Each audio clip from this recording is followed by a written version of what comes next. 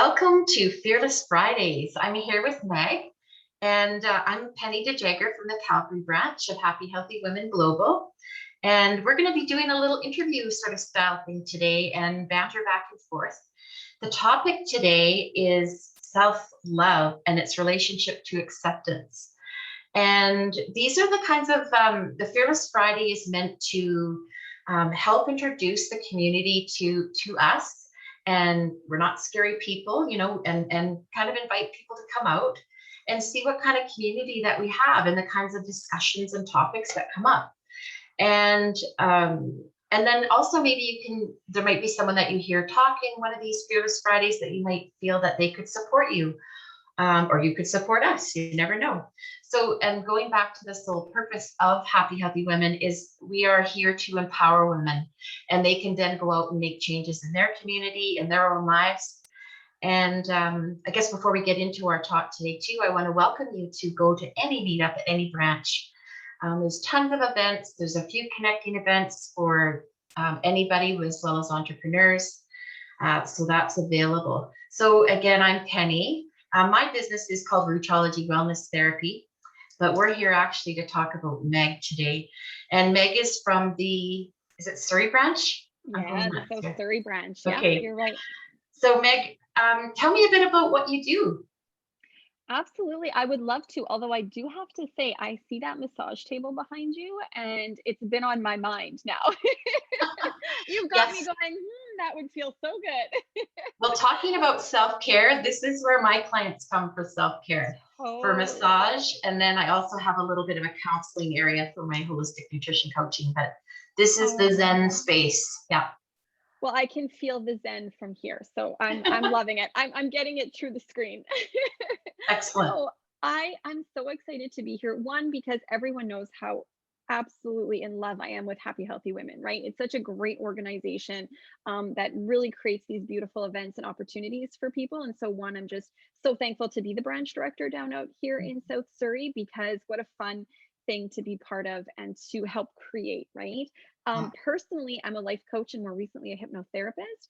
So, what I do is I love to work with women who have woken up to the idea that, oh, I have done the things I thought that I should do. And I have, walked the path I thought I should walk with all the shoulds and ought tos. And all of a sudden, I find myself realizing I'm not content.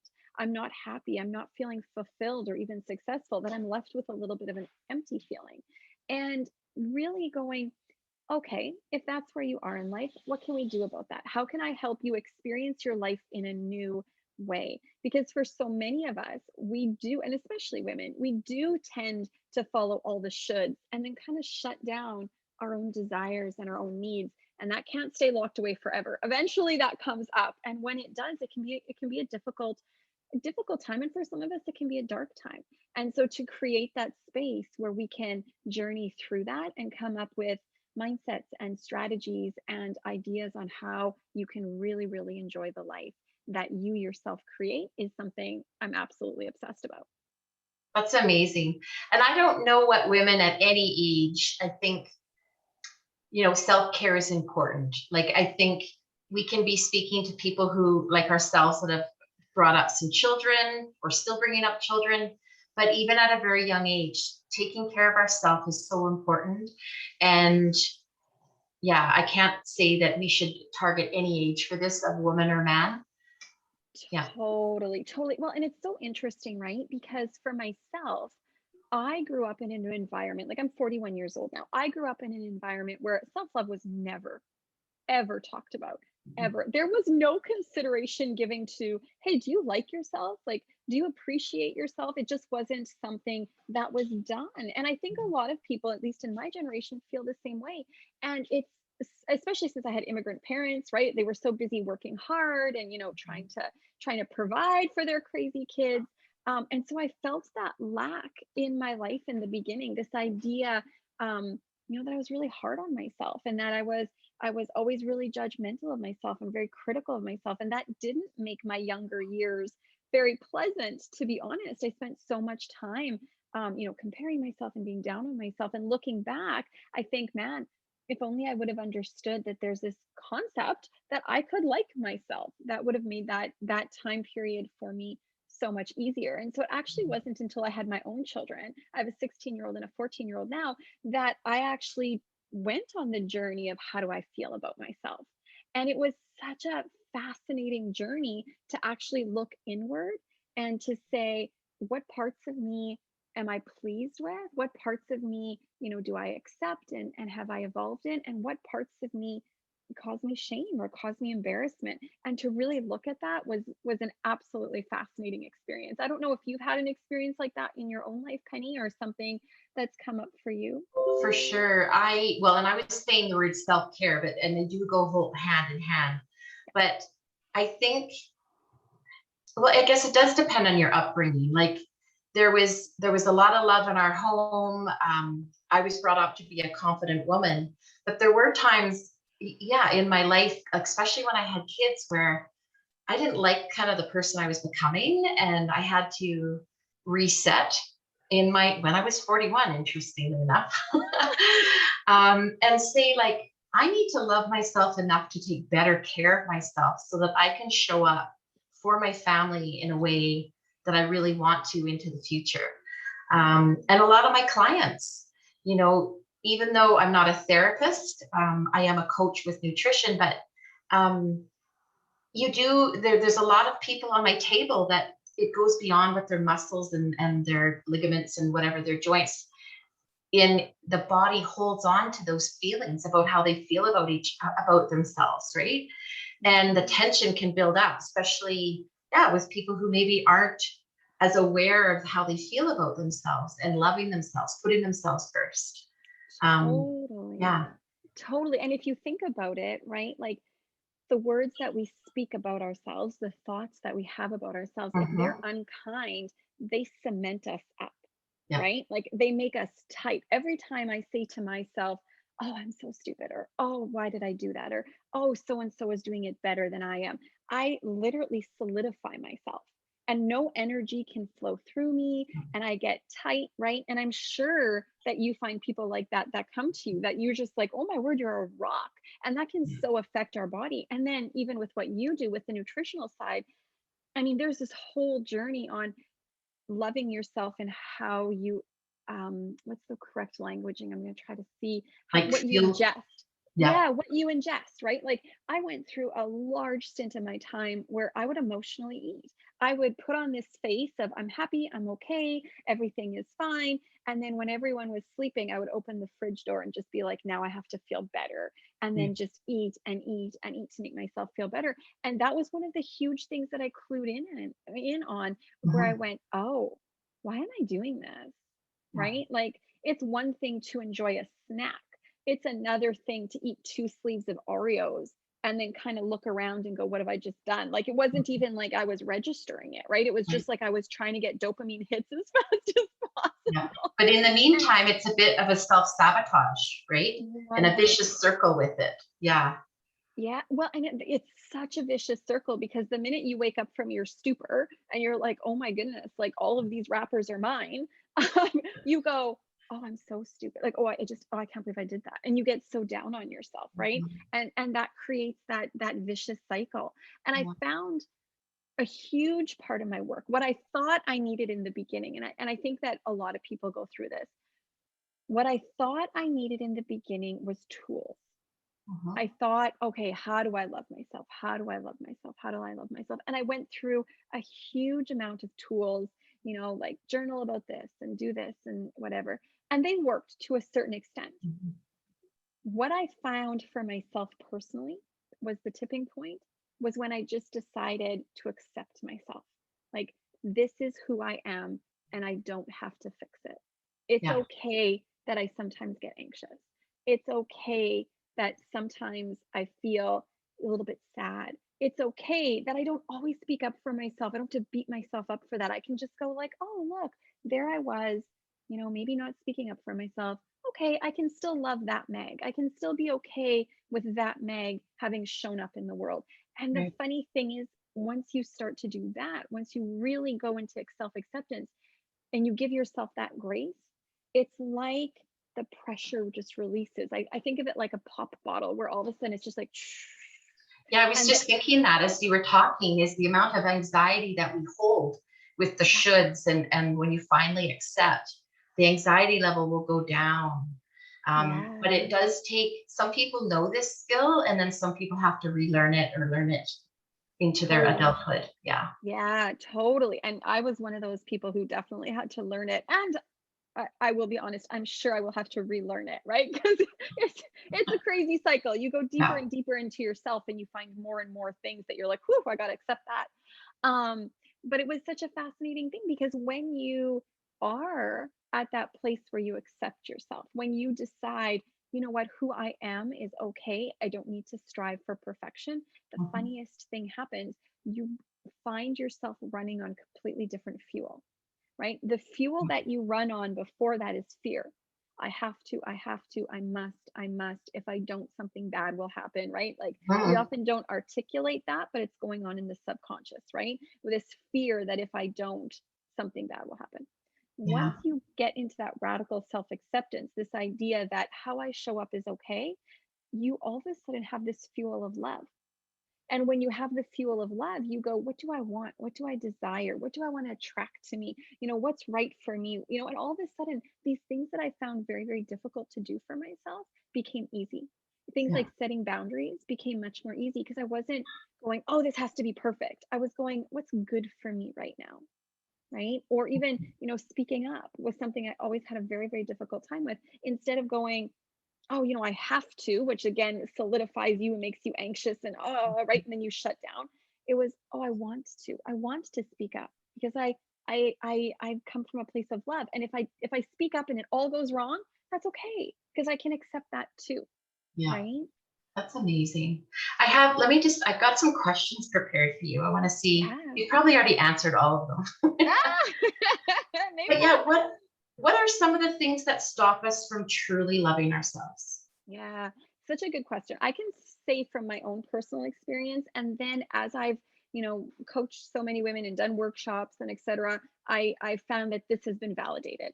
So these things are true for myself personally, but I also find them true as I wander the earth, as I go about getting to know people, whatever way you want to say it. But I find four that are normally pretty dominant. The first one is we don't know what it is, right? So when we don't know what it is, we don't know how to do it. Many of us think, take retail therapy, for example. Many of us go, well, if I go do retail therapy, that's self love. And that's self care. It can be self care, but it Yeah. isn't necessarily self love, right? Self Yeah. love is when you go, I validate my own experiences. I validate my emotions. I take responsibility for what I bring into the world. That's self love. Very often we go out and we do things, we go do the retail therapy or we go in and we, participate in things that are self care, but self care doesn't always translate into self love. But Mhm. self love will always translate into self care, Oh, right? very profound. So when we love ourselves, we take care of ourselves. Sometimes we can take care of ourselves, but we don't love ourselves, right? Like I think of when I was at my worst, I probably looked my best because I would go shopping and I would get my hair done and I would get my eyelashes done, I would get my nails done because I was trying to validate myself. I was trying to say I'm good enough, I'm good enough, I'm good enough. And Mhm. then when I finally just accepted myself, I'm like, I don't need any of that stuff. Now, not that that stuff's not fun. Don't get me wrong. That Yeah. stuff is fun. I enjoy that stuff, but it didn't produce self love. It's Yeah. when I decided I was okay without any of that stuff, that I just was who I was and it was going to be good enough, that I felt like, oh, I like myself. And then if a girl, the girls would invite me out, oh, let's go get our nails done. I'd be like, oh, this is fun, and actually have fun doing it instead of going, this is somehow proof that I'm enough. So we often don't know what self love is, that it's actually a validation of ourselves, Mhm. not a self care thing, right? So that for Interesting. sure, number one. The hardest one that most people have to kind of overcome, or the hardest barrier, is they've had past experiences where they have decided it says they're unlovable, right? My Um, parents wouldn't have treated me like that if I was lovable. My mm, ex-husband wouldn't have treated me like that if I was lovable. My friends wouldn't have stabbed me in the back if if I was lovable. And so we have these experiences that we assume validate our unlovableness, right? And what we need to do, and this is one of the biggest things we do in coaching, to be honest, this is the one that most people come and have to pull apart, is what we have to realize is a lot was going on there for that other person, and that it actually has very little reflection on how lovable you are, right? But think about how deep some of those experiences go for some people, Yeah. and Yeah. to come to realize that it was more about them than you, but you don't Yeah. see it that way at the time. It's all about you and Yeah. what's wrong with you. Totally. Absolutely. You assume that there's something fundamentally flawed. Mhm. And if that flaw wasn't there, then they would have treated you differently. But what we need to do is we need to give that person a little respect and go, actually, that person is responsible for their actions, their emotions, their values. It's how they decided to act. It has very little reflection on who I am. And to be able to start putting that boundary, that's boundaries work, right? Like to put that boundary in place and to see that is very difficult, especially if you've had years with this person and those experiences have happened again and again and again. It can be very, very difficult, but it's possible. I know I had to go through that for myself, with relationships that I had, that I went, oh, that for sure is rock solid. Like, I mean, I before I became a coach, I had a coach, and I remember going to her like, no, this is proof. Like there's no way this person would have done this. And she was like, let's just stretch this story. Let's pull it Yeah. apart. Let's just play with it and mold it. And by the time we were done, I'm like, it had nothing to do with me. And I was just Yeah. like, wow. And it was just such an amazing experience to be freed from that, because Mhm. we all assume we're the center of the universe. So we assume however you act is a reflection of me, is because of me. And it's like, no, how that person is reacting is because of them, Mhm. right? I feel So like I'm getting a little mini coaching session right now, and it couldn't have come at a more perfect time for me. that's awesome. Awesome. I love that. Oh, that's beautiful. And we all have these things in our life, right? Like, yeah, definitely, definitely. So the fourth or the third thing that I find keeps people stuck, is that we think that self-love is selfish, right? Because how many of us, if we're with a group of women and one of us will go, oh, I should have gotten more dressed up. And someone will go, oh my God, no, you look beautiful. Oh, no, you look great. You look great, right? We validate each other when we bring our vulnerability to each other. What Yeah. happens if you're with a group of women and someone goes, oh my word, I was so awesome. I rocked that event. I did the best. Very often there's a little thing in the back of our head that goes, well, that's a little egotistical. Well, that's a little, they think a little highly of themselves, right? Like maybe we don't verbalize it, but some of us have that in our head. Because if you think about it, if you Google self love, it will give you wonderful definitions. It will give you definitions about, appreciating yourself, blah, blah, blah, blah, blah. But if you Google synonyms to self love, it will give you egotistical, narcissistic, Boastful. boastful, full of Mm. yourself, right? It'll do that. So, although we have this beautiful, I would say a beautiful bedspread of self love, underneath the bed is the beast, right? Where it's all about, well, don't love yourself too much because we're going to take you down. Because if you go, I rocked that event, it was the best I've ever done, that was amazing, someone is going to come and go, really? Sounds like you're full of yourself, right? Instead of going, Mhm. we're so happy that you think good of yourself. I'm so happy that you just think you knocked it out of the park.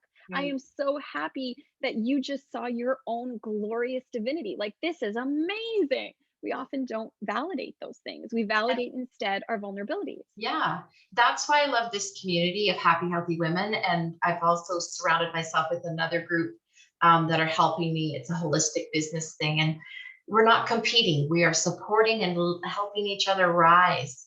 And I think if more people could get, and women in particular, to a place where we can celebrate each other, I would love 100%. that.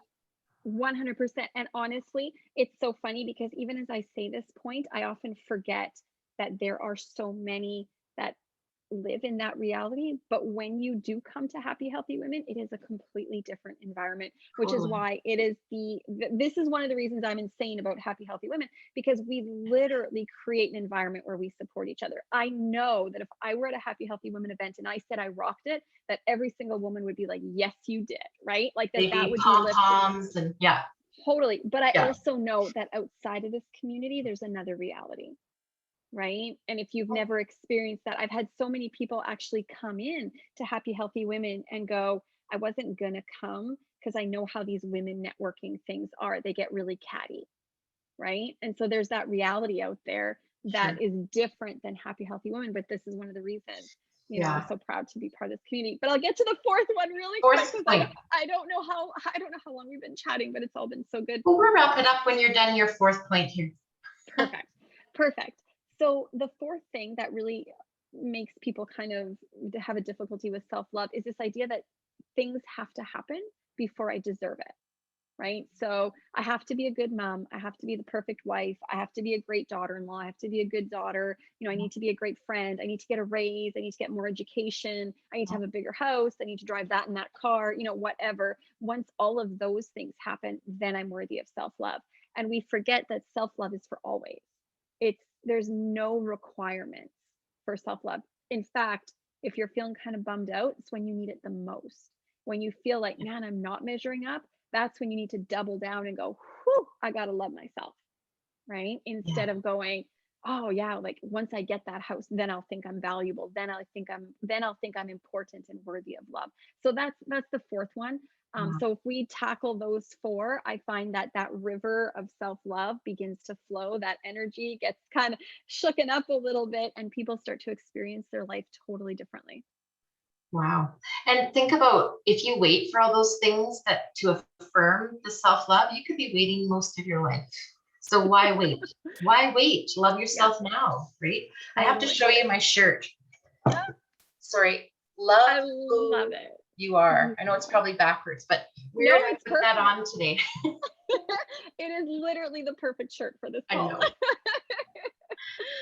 So I want to know, like, what are some events or workshops that are coming up for you that we could highlight and let everybody know about?